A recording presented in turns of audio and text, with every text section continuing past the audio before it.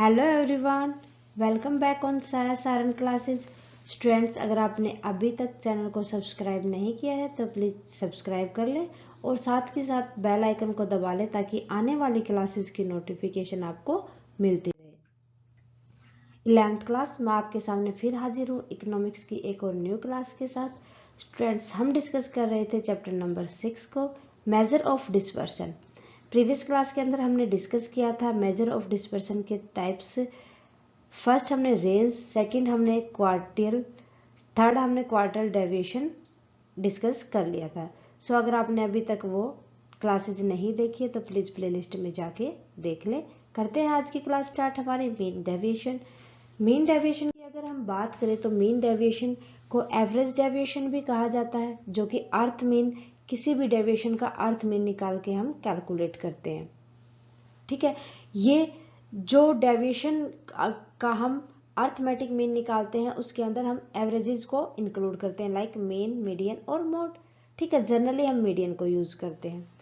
सो देखते हैं, median deviation, average deviation is the arithmetic mean of the deviation of various item from their average, mean, median और mode generally from the median। Generally तो हम median को ही calculate count करेंगे उसके अंदर। ठीक है, उसी के बेस पे हम फिर अर्थमेटिक मीन निकाल लेंगे, फिर उनसे मीन डेविएशन निकाल लेंगे।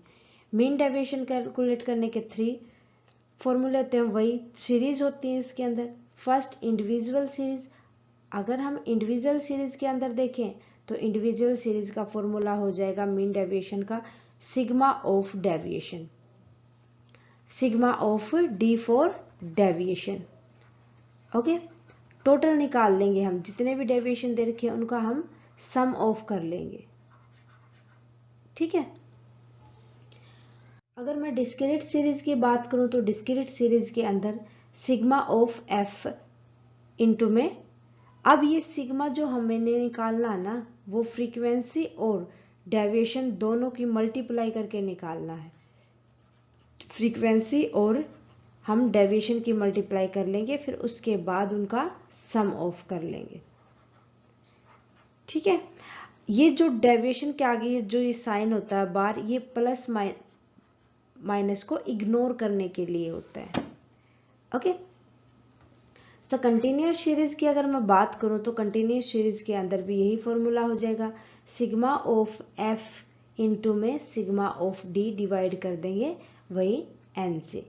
यहाँ पर जो एन होगा वो नंबर ऑफ आइटम हो जाएगा। ठीक है, एन की अगर मैं बात करूं तो क्या हो जाएगा, नंबर ऑफ आइटम। अब देखो, M D is equal to mean deviation, mean deviation D deviation from mean और मीडियन। ओके, एन हो जाएगा नंबर ऑफ आइटम जो इंडिविजुअल सीरीज के अंदर हमने लिए थे। ठीक है, एन हो जाएगा टोटल नंबर ऑफ फ्रीक्वेंसी, जितनी टोटल नंबर ऑफ फ्रीक्वेंसी है डिस्क्रीट और कंटिन्यूस सीरीज दोनों के अंदर। एफ हो जाएगा नंबर ऑफ फ्रीक्वेंसीज। क्लियर है? सो ये थे हमारे मेथड जिनके हम यूज करते हुए, सीरीज को यूज करते हुए हम डिस्पर्सन के अंदर मीन डेविएशन निकालते थे। सो डिस्क्रीट और कंटिन्यूस सीरीज के अंदर सेम फॉर्मूला यूज होगा। ओके, सो इसी तरीके से अगर मैं मेरिट और डीमेरिट की इनकी बात करूं, थोड़ा सा आपको आइडिया दे देती हूँ मेरिट और डीमेरिट का।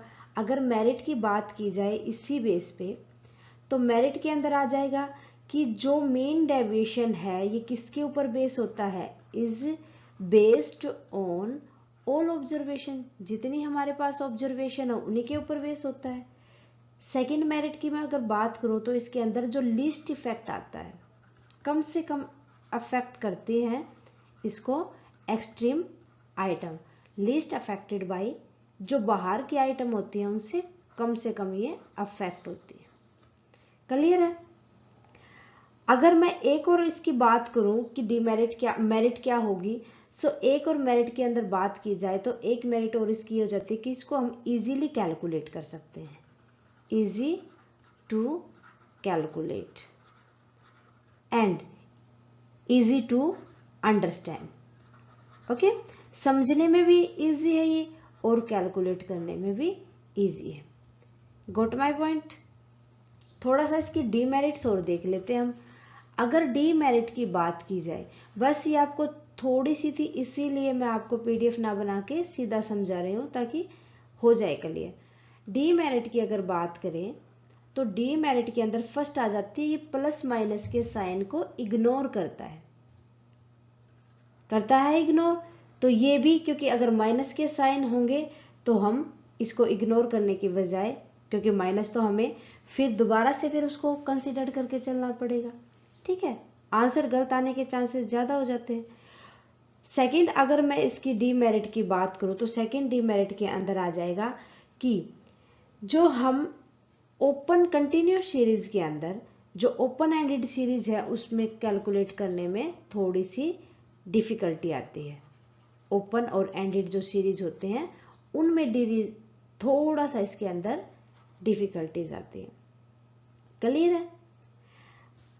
थर्ड पॉइंट की अगर मैं बात करूं तो थर्ड पॉइंट के अंदर बता दिया जाता है कि ये थोड़ा सा वेल डिफाइंड मेजरमेंट होता है। वेल डिफाइंड मेजरमेंट का मतलब क्या हो जाएगा कि जो हम इसके अंदर अर्थमेटिक मीन निकालते हैं वो मीन, मीडियन और मोड के ऊपर निकालते हैं।